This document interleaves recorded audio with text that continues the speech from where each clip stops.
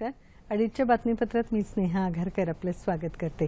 सुरुवातीला एक नजर ठळक बातम्यांवर. महाराष्ट्राच्या 57व्या स्थापना दिनानिमित्त राज्यपाल आणि मुख्यमंत्र्यांनी दिल्या जनतेला शुभेच्छा. मुंबईत प्रमुख समारंभाचं आयोजन.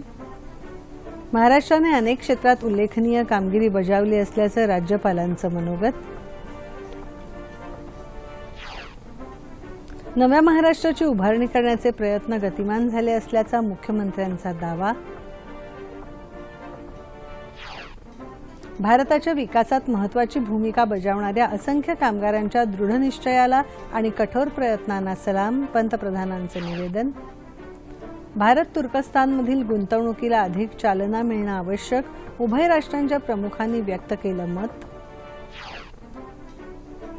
जम्मू काश्मीरच्या पूंछ जिल्ह्यात पाकिस्तानकडून शस्त्रसंधीचं उल्लंघन.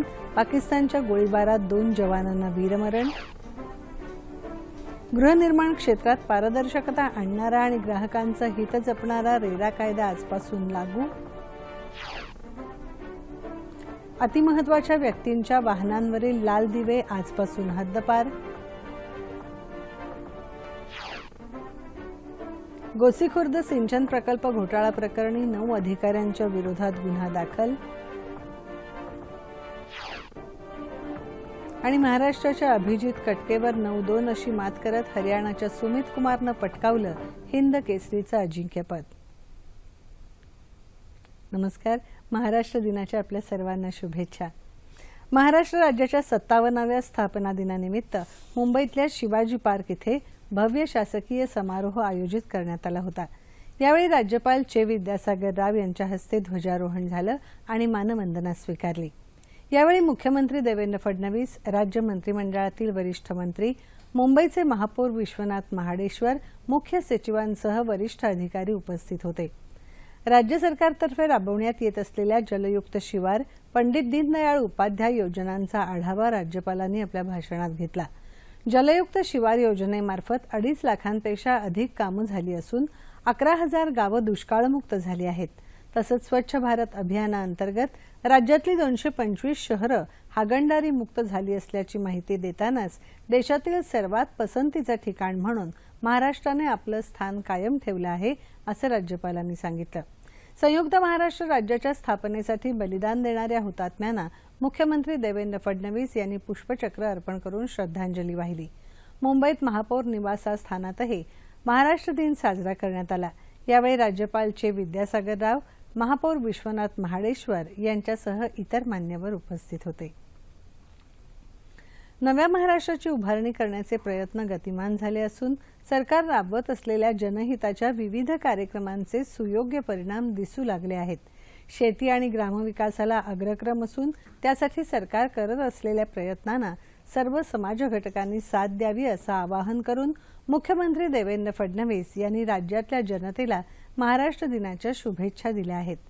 विविध योजनांमुळे यंदा शेती क्षेत्रातील उत्पन्नात 40,000 कोटींची भर पडली आहे. शेतकऱ्यांचं उत्पन्न दुपटीने वाढवण्यासाठी राज्यात समृद्ध शेतकरी, उन्नत शेतकरी अभियान सुरू करण्यात येत असून त्यात 2 लाख शेतकऱ्यांना प्रशिक्षण देण्यात येणार आहे, असं मुख्यमंत्री म्हणाले. मेक इन महाराष्ट्र अभियानात झालेल्या 8 लाख कोटींच्या गुंतवणूक करारांपैकी 1,93,000 कोटींची गुंतवणूक प्रत्यक्षात आली आहे.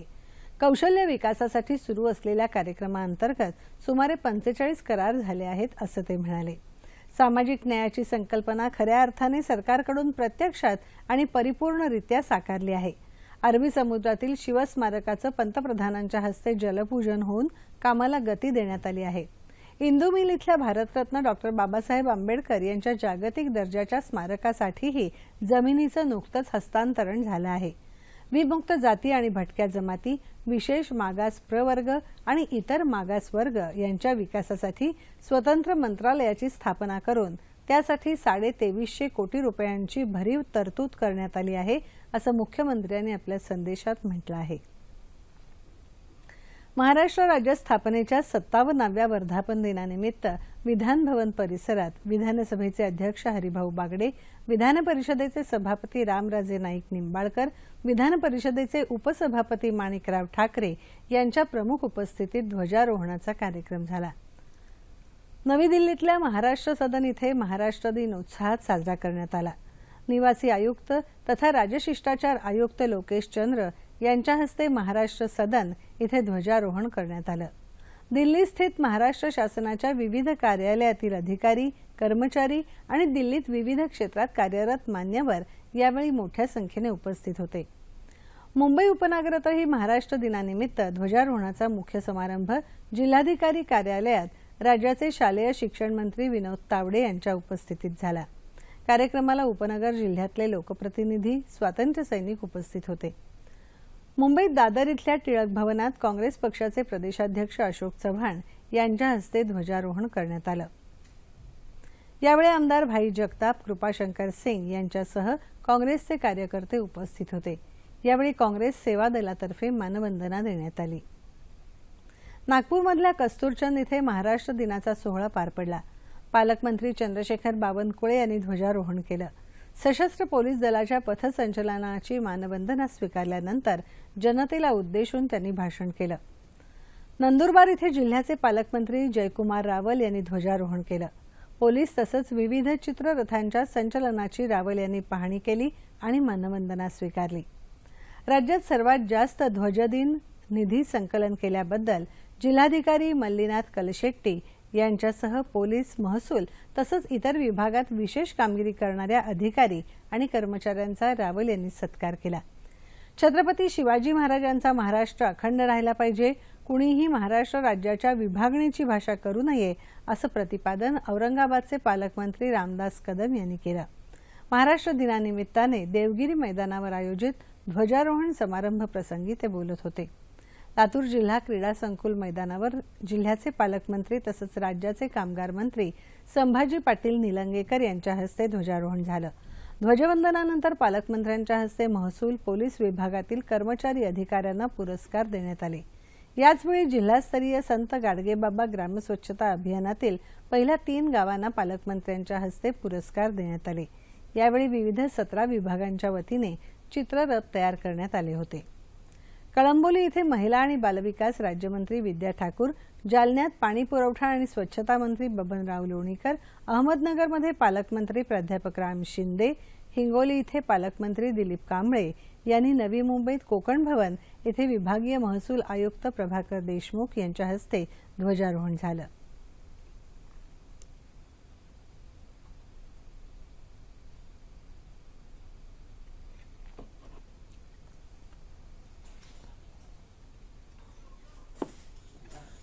आज आंतरराष्ट्रीय कामगार दिन। कामगारांचे हक्क आणि त्यांच्या संघटनांना प्रोत्साहन मिळावं यासाठी हा दिवस साजरा केला जातो। राष्ट्र उभारणीच्या कार्यात कामगार वर्गाचा वाटा सर्वात मोठा असतो। अशा या कामगारांच्या श्रमाबद्दल कृतज्ञता व्यक्त करण्यासाठी आणि त्यांच्या अधिकारांबद्दल जागरूकता निर्माण करण्यासाठी हा दिवस साजरा केला जातो। 4 मे 1886 रोजी शिकागो इथे झालेल्या समाजवादी आणि साम्यवादी पक्षांच्या आंतरराष्ट्रीय परिषदेत हा दिन साजरा करण्याबाबत निर्णय घेण्यात आला। पंतप्रधान नरेंद्र मोदी यांनी आंतरराष्ट्रीय कामगार दिनानिमित्त शुभेच्छा दिल्या आहेत। भारताच्या विकासात महत्त्वाची भूमिका बजावणाऱ्या असंख्य कामगारांचा दृढ निश्चय आणि कठोर प्रयत्नांना आमचा सलाम अशा शब्दात त्यांनी कामगारांच्या कार्याचा गौरव केला। या दिनानिमित्त नवी दिल्लीत आयोजित कार्यक्रमात कामगार मंत्री बंडारू दत्तात्रेय प्रमुख पाहुणे म्हणून उपस्थित राहणार आहेत। कामगार दिनानिमित्त रॅली, परिसंवादांचं विविध ठिकाणी आयोजन करण्यात आलं आहे। कामगार दिनानिमित्त आज मुंबईत भारतीय कामगार कर्मचारी महासंघाच्या वतीने कामगार मेळावा आयोजित करण्यात आला होता। यावेळी काँग्रेस प्रदेशाध्यक्ष अशोक चव्हाण, आमदार भाई जगताप उपस्थित होते। शेतकऱ्यांचे आणि कामगारांचे प्रश्न जोपर्यंत मार्गी लावत नाही तोपर्यंत आम्ही प्रयत्न करत राहणार असं अशोक चव्हाण म्हणाले। यावेळी अशोक कुमार कौशिक यांना द्रोणाचार्य पुरस्कार आणि विजय कांबळे यांना भीष्माचार्य पुरस्कार प्रदान करण्यात आले। सोलापूर जिल्ह्यातल्या कामगार कल्याण केंद्राच्या वतीने कामगार दिनानिमित्त शहरातल्या कामगारांना रोकडरहित व्यवहार या विषयावर एकदिवसीय कार्यशाळेचं आयोजन करण्यात आलं होतं। नाबार्डचे अधिकारी प्रदीप झिले यांनी या कार्यशाळेचं उद्घाटन केलं। महाराष्ट्र कामगार सेनेच्या वतीने ध्वजारोहण करण्यात आलं आणि कामगार मेळावा घेण्यात आला। बुलढाणा जिल्ह्यातल्या खामगाव इथल्या औद्योगिक वसाहतीतील कामगारांसाठी तालुका विधी सेवा समितीने कायदेविषयक मार्गदर्शन शिबिराचं आयोजन केलं होतं। उद्योग उन्नतीसाठी मालक आणि कामगारांचं दायित्व या विषयावर यावेळी दिवाणी न्यायाधीश A.G. म्हस्के यांच्यासह न्यायमूर्ती V.S. अग्रवाल, न्यायमूर्ती S.D. Bhosale, advocate Ganesh Ingle, advocate Anil Vyas यांनी मार्गदर्शन केलं। आंतरराष्ट्रीय कामगार दिनानिमित्त नागपुरातल्या कामगार संघटना संयुक्त कृती समितीतर्फे आज बचत भवन, गांधी सागर ते संविधान चौकापर्यंत रॅली आयोजित करण्यात आली होती। या रॅलीमध्ये आयटक, C2, इंटक आणि राज्य सहकारी कर्मचारी संघटना, MSMRA, TVCC, केंद्र कर्मचारी संघटना, बँक कर्मचारी संघटना सहभागी झाल्या होत्या। कामगारांच्या हितावर गदा येऊ नये यासाठी कामगार संघटना कटिबद्ध आहे। सरकारच्या कामगार विरोधी धोरणांविरोधात सप्टेंबरमध्ये देशव्यापी आंदोलन छेडण्यात येईल असा इशारा राज्य सहकारी कर्मचारी मध्यवर्ती संघटनेचे अशोक दगडे यांनी दिला। भारत आणि तुर्कस्तान दरम्यान दृढ आर्थिक संबंध असून हे संबंध वृद्धिंगत होण्याची अधिक वाव असल्याचं पंतप्रधान नरेंद्र मोदी यांनी म्हटलं आहे। ते आज नवी दिल्लीत भारत-तुर्की व्यापार मंचाच्या बैठकीत बोलत होते। दोन्ही देशादरम्यानच्या आर्थिक संबंधात तसंच द्विपक्षीय व्यापारात गेल्या काही वर्षात मोठी वाढ झाल्याचं मोदी यांनी सांगितलं। भारत-तुर्कस्तान संबंधात ऊर्जा क्षेत्राची महत्त्वपूर्ण भूमिका असल्याचंही ते म्हणाले। केंद्र सरकारने वस्तू सेवा कर कायद्यासह अनेक आर्थिक सुधारणा हाती घेतल्या असून तुर्कस्तानमधील उद्योजकांनी भारतात गुंतवणूक करावी असं आवाहन त्यांनी केलं। जागतिक पातळीवर आर्थिक मंदी असताना भारत तसंच तुर्कस्तानची अर्थव्यवस्था स्थिर राहिली असल्याचं त्यांनी सांगितलं। दोन्ही देशातील व्यापारात अधिक वाढ होणं तसंच द्विपक्षीय गुंतवणुकीतही वाढ होण्याची आवश्यकता असल्याचं तुर्कस्तानचे राष्ट्रपती रिसेप तय्यिप अर्दोआन यांनी यावेळी बोलताना सांगितलं। अर्दोआन यांच्या भारत दौऱ्यादरम्यान भारत आणि तुर्कस्तान यांच्यात अनेक महत्त्वपूर्ण करारांवर स्वाक्षऱ्या होण्याची शक्यता आहे। दरम्यान 2 दिवसांच्या भारत दौऱ्यावर आलेले तुर्कस्तानचे राष्ट्राध्यक्ष एर्दोआन यांचं आज राष्ट्रपती भवनात औपचारिक स्वागत करण्यात आलं। यावेळी त्यांना मानवंदना देण्यात आली। जम्मू काश्मीरमध्ये पूंछ जिल्ह्यातल्या कृष्णा खोरे विभागात नियंत्रण रेषेजवळ पाकिस्तानने आज पुन्हा शस्त्रसंधीचं उल्लंघन केलं। यावेळी पाकिस्तानी सैन्याने केलेल्या गोळीबारात 2 भारतीय जवानांना वीरमरण आलं। शहीद झालेल्या जवानात लष्कराचे नायब सुभेदार परमजीत सिंग आणि सीमा सुरक्षा दलाचे सुभेदार प्रेम सागर यांचा समावेश आहे। या गोळीबारात सीमा सुरक्षा दलाचा एक जवान जखमी झाला आहे। जम्मू काश्मीरमध्ये मुस्लिम अल्पसंख्याक आहेत की बहुसंख्याक याबाबतची ओळख पटवण्यासाठी केंद्र सरकार तसंच जम्मू काश्मीर सरकारने एक संयुक्त समिती स्थापन केली आहे। आज केंद्र सरकारच्या वतीने सर्वोच्च न्यायालयात ही माहिती देण्यात आली। या समितीत जम्मू काश्मीरचे मुख्य सचिव तसंच केंद्रीय अल्पसंख्याक मंत्रालयाच्या सचिवांचाही समावेश आहे। या समितीने 31 जुलैपर्यंत आपला अहवाल सादर करावा तसंच जम्मू काश्मीरमधल्या अल्पसंख्याकांच्या समस्यांचं निराकरण कशा प्रकारे करता येईल याबाबतची माहिती देण्याचे निर्देश सरन्यायाधीश J.S. खेहर यांनी दिले। जम्मू काश्मीरमध्ये मुसलमान बहुसंख्यक असून मात्र केंद्राकडून त्यांना अल्पसंख्याकांचा लाभ देण्यात येतो या संदर्भातील एक जनहित याचिकेवरील सुनावणीत आज सर्वोच्च न्यायालयाने हे निर्देश दिले। मुंबई हल्ल्यासाठी जबाबदार असलेल्या जमात-उद-दावा या दहशतवादी संघटनेचा म्होरक्या हाफिज सईद याच्या स्थानबद्धतेत पाकिस्तान सरकारने आणखी 90 दिवसांची वाढ केली आहे। हाफिज सईदला 30 जानेवारीला अटक करण्यात येऊन स्थानबद्ध करण्यात आलं होतं। त्याची मुदत काल संपली। त्यानंतर पाकिस्तानच्या पंजाब प्रांत सरकारने सईदसह त्याच्या 4 साथीदारांच्या स्थानबद्धतेत आणखी 90 दिवसांची वाढ केली।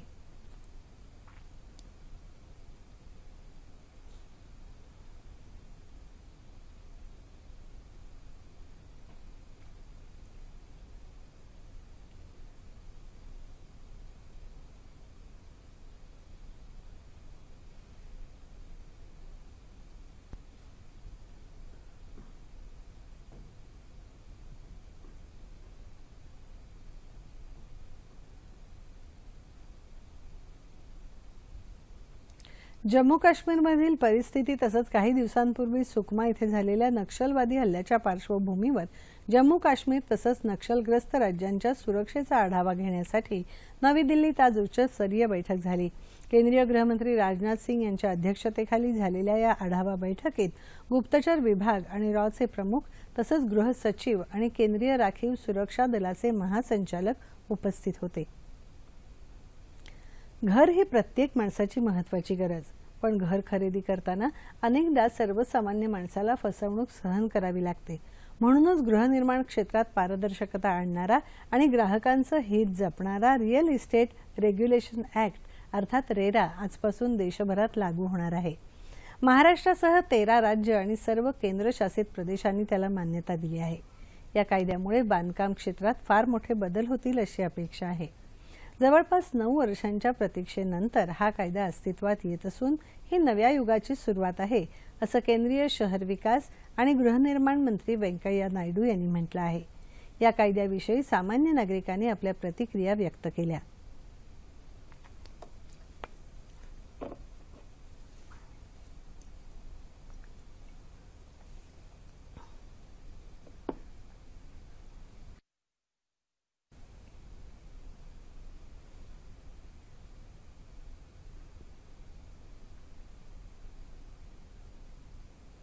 ना की गव्हर्नमेंट आपल्यासाठी तो हे कानून जो बनवला आहे तो चांगला आहे। मिडिल क्लासचे जो लोक आहेत त्यांना फायदा भेटेल। ज्यांना काय प्रॉब्लेम होता तो पैसे देऊन घेतात, त्यांना नंतर 2 महिन्यानंतर माहित पडतं होतं नाही कोणी दुसरा घेतलाय, तिसरा घेतलाय, तो क्लिअर होणार। आता तो बिल्डर असं नाही करू शकतात। तो मला महत्त्वाचं वाटते। हा कायदा खूपच चांगला आहे आणि मी खूप चांगल्या प्रकारे आदर करतो या कायद्याचा आणि मला खूप आनंद आहे की शासनाने हा निर्णय घेतलेला आहे। यामुळे बिल्डर लोकांच्या आवाजावी ह्या गोष्टींवर नेहमीच आणि एकदम ग्राह्य प्रकारेच त्याच्यावर आळा बसेल आणि सर्वसामान्यांना त्याचा खूप फायदा होईल। या कायद्याचं मी स्वागत करतो। ॲक्च्युली या सामान्य माणसांसाठी एकदमच चांगलं आहे। त्यामुळे कसं बिल्डरला पण पकडता काही जोर करू शकत नाही तो, किंवा काही वेगळा काळा धंदा पण करू शकत नाही। अतिमहत्वाच्या व्यक्तींच्या गाड्यांवरील लाल दिवे आजपासून बंद झाले आहेत। मात्र मदतकार्य, रुग्णवाहिका आणि अग्निशमन सेवेच्या वाहनांवरील लाल दिवे कायम ठेवण्यात आले आहेत। सरकारी निर्णयाद्वारे लाल दिवे बंद करणं हा व्यवस्थेचा एक भाग असून लोकांनी मनातूनही लाल दिवा हद्दपार केला पाहिजे असं पंतप्रधान नरेंद्र मोदी यांनी काल मन की बात कार्यक्रमात स्पष्ट केलं। प्रत्येक व्यक्ती महत्त्वपूर्ण ही नव्या भारताची संकल्पना आहे असंही पंतप्रधानांनी सांगितलं। केंद्रीय मंत्रिमंडळाच्या गेल्या महिन्यात झालेल्या बैठकीत व्हीआयपी व्यक्तींच्या वाहनावरील लाल दिवे बंद करण्याचा निर्णय घेण्यात आला होता। गोसीखुर्द सिंचन प्रकल्पातल्या 23 कोटी 31 लाख रुपयांच्या कथित 2 विविध घोटाळ्यांप्रकरणी नागपूरच्या भ्रष्टाचार प्रतिबंधक विभागाने काल सिंचन विभागाच्या 9 अधिकाऱ्यांविरोधात गुन्हा नोंदवला। यातील 4 अधिकारी आधीच सेवानिवृत्त झाले आहेत। याशिवाय 4 कंत्राटदारांविरोधातही भारतीय दंड संहितेतल्या विविध कलमांद्वारे गुन्हे दाखल करण्यात आले आहेत। या अधिकाऱ्यांविरोधात दाखल करण्यात आलेल्या 2 एफआयआर पैकी एक नेरळा सिंचन योजनेशी तर अन्य मुख्य कालव्याच्या गोदाजरी इथल्या बांधकामाशी संबंधित आहे। सिंचन विभागाचे अधिकारी आणि कंत्राटदारांनी संगनमत करत शासनाची 1550 लाख रुपयांची फसवणूक केली आहे असं अधिकाऱ्यांनी सांगितलं। गुन्हा दाखल करण्यात आलेल्या अधिकाऱ्यांमध्ये प्रभाकर मोरघाडे, श्याम आंबुलकर, दिलीप पाटेकर, सोपल सूर्यवंशी आणि रोहिदास लांडगे यांचा समावेश आहे। राज्य सरकार मराठा समाजाला आरक्षण द्यायला पूर्णपणे अनुकूल आहे। आरक्षणासह या समाजाचे जे प्रश्न असतील तेही सोडवण्याकरता राज्य सरकार सर्वतोपरी प्रयत्न करेल अशी ग्वाही महसूल मंत्री चंद्रकांत पाटील यांनी काल कोल्हापुरात दिली। या संदर्भात चर्चा करण्याकरता मराठा समाजाच्या आमसभेत ते बोलत होते। मराठा आरक्षणाचा प्रश्न सध्या न्यायालयामध्ये आहे। आरक्षणाच्या समर्थनार्थ राज्य सरकारने 2700 पानांचं प्रतिज्ञापत्र न्यायालयात सादर केलं आहे। त्यामुळे यातून काही सकारात्मक घडण्याची शक्यता असल्याचं त्यांनी सांगितलं। आर्थिकदृष्ट्या दुर्बल घटकांची सवलतीची मर्यादा 6 लाखांपर्यंत वाढवण्यात आली असून 5 लाख विद्यार्थ्यांचं 1000 कोटी रुपयांचं शुल्क राज्य सरकार भरणार आहे।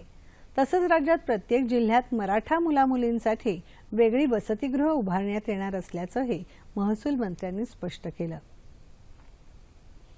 यावर्षी राज्यात चांगला पाऊस होईल असा अंदाज हवामान खात्याने वर्तवला आहे। पण दुर्दैवाने तसं न झाल्यास उद्भवणाऱ्या दुष्काळी परिस्थितीचा सामना करण्याची तयारी आतापासूनच करायला हवी, अशा सूचना उस्मानाबाद जिल्ह्याचे पालकमंत्री दिवाकर रावते यांनी केल्या आहेत. जिल्ह्यातल्या जलयुक्त शिवार योजनेतल्या कामांची पाहणी करण्यासाठी रावते उस्मानाबादमध्ये आले होते. यावेळी पत्रकारांशी त्यांनी संवाद साधला. जलयुक्त शिवार योजनेमधील कामं बऱ्याच अंशी पूर्ण झाली असून परिस्थिती आशादायक असल्याचं ते म्हणाले.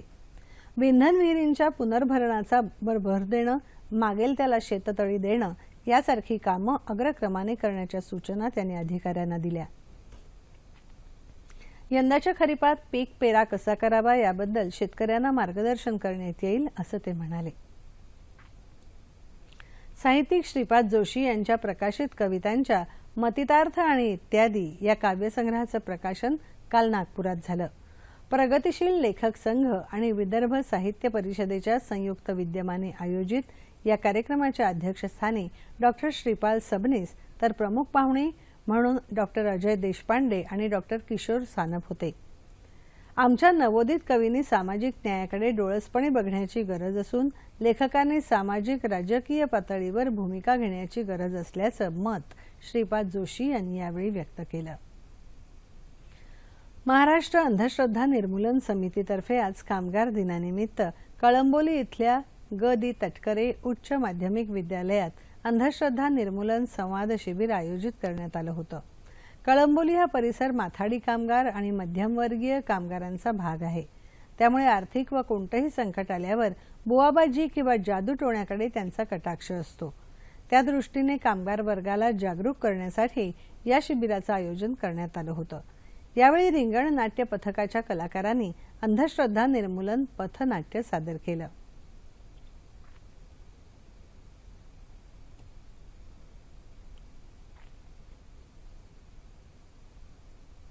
वन विभागाने ग्रीन आर्मीची संकल्पना मांडत 25 लाख सदस्य केले. लवकरच ही संख्या 1 कोटी होऊन जगात सर्वात मोठी आर्मी असेल. महाराष्ट्र यात अग्रभागी आहे, असं प्रतिपादन वनमंत्री सुधीर मुनगंटीवार यांनी केलं. महाबळेश्वर तालुक्यातल्या गुरेघर इथे उभारण्यात आलेल्या स्वर्गीय उत्तमराव पाटील जैव विविधता उद्यानाचं उद्घाटन काल मुनगंटीवार यांच्या हस्ते झालं. त्यावेळी ते बोलत होते. अशी उद्यानं उभं करणारं महाराष्ट्र हे देशातलं पहिलं राज्य आहे. जनतेच्या सहकार्याशिवाय वन विभाग वाटचाल करू शकत नाही. म्हणूनच ग्रीन आर्मीची संकल्पना वन विभागाने मांडली, असं त्यांनी सांगितलं. आदिवासी भागातल्या वाड्यापाड्यात आरोग्य सेवा आणि साधनांची आवश्यकता लक्षात घेता नंदुरबार जिल्ह्यासाठी वैद्यकीय महाविद्यालय तत्काळ कार्यान्वित करण्यात येईल, अशी घोषणा मुख्यमंत्री देवेंद्र फडणवीस यांनी केली. नंदुरबार इथे कालपासून 3 दिवसीय महाआरोग्य शिबिराला सुरुवात झाली. त्याच्या उद्घाटन प्रसंगी ते बोलत होते. शासन जेव्हा सामान्य जनतेसाठी काम करतं त्याचं आदर्श उदाहरण म्हणजे हा सातपुडा महाआरोग्य शिबिर असल्याचं मुख्यमंत्री म्हणाले. या शिबिरामुळे आरोग्य तपासणीचा नवा पॅटर्न सुरू झाला असून हे आरोग्य शिबिर खऱ्या अर्थाने ऐतिहासिक ठरणार आहे.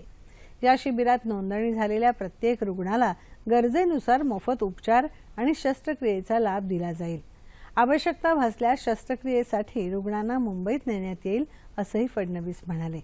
यावेळी वैद्यकीय शिक्षण मंत्री गिरीश महाजन, जिल्ह्याचे पालकमंत्री जयकुमार रावल, केंद्रीय संरक्षण राज्यमंत्री डॉक्टर सुभाष भामरे, खासदार डॉक्टर हिना गावित यांच्यासह स्थानिक लोकप्रतिनिधी तसंच वरिष्ठ प्रशासकीय अधिकारी उपस्थित होते. हिंदकेसरी स्पर्धेच्या चुरशीच्या सामन्यात महाराष्ट्राच्या अभिजित कटकेला मात देत सुमित कुमारने विजेतेपद पटकावलं. हिंदकेसरी कुस्ती स्पर्धेची अंतिम लढत काल पुणे इथे पार पडली. पुण्याच्या श्रीमंत दगडूशेठ हलवाई गणपती ट्रस्टच्या वतीने यंदा या स्पर्धेचं आयोजन करण्यात आलं होतं. सुमित कुमारने हिंदकेसरी किताबाच्या निर्णायक कुस्तीत महाराष्ट्राच्या अभिजित कटकेवर 9-2 अशी मात केली.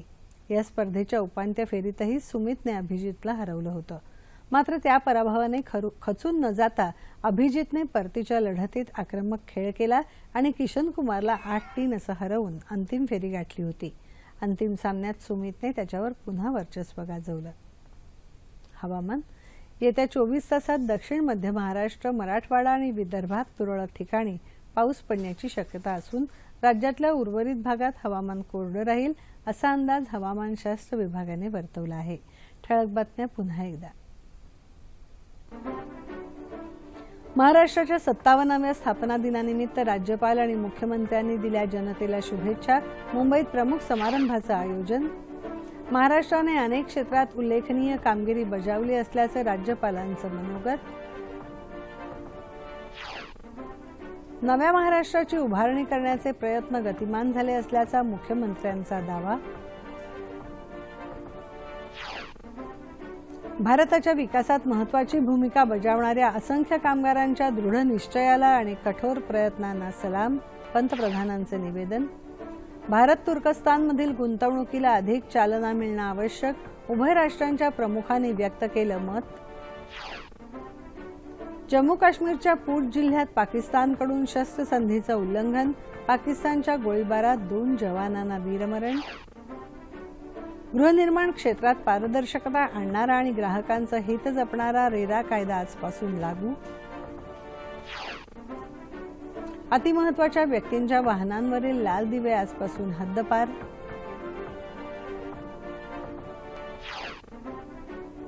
गोसीखुर्द सिंचन प्रकल्प घोटाळा प्रकरणी 9 अधिकाऱ्यांच्या विरोधात गुन्हा दाखल. आणि महाराष्ट्राच्या अभिजित कटकेवर 9-2 अशी मात करत हरियाणाच्या सुमित कुमारने पटकावलं हिंद केसरीचं अजिंक्यपद. याबरोबरच हे बातमीपत्र संपलं. पुन्हा भेटूया संध्याकाळी 5 वाजता सह्याद्री वाहिनीवर.